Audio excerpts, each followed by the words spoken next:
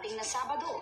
Balik heavy drama naman siya sa upcoming Magpakailanman episode na ang babaeng di na natuto.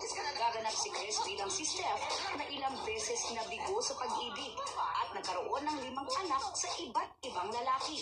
Ilang araw-araw na hindi nakatulog si Chris dahil sa magkahalong kaba at excitement dahil ang tagal na raw nang huling bumida siya sa Magpakailanman. Sobrang kabado talaga ako kasi ang tagal kong hindi umarte at ang tagal kong hindi umarte na iyak buong araw. Kasi Kyung Romero. nakita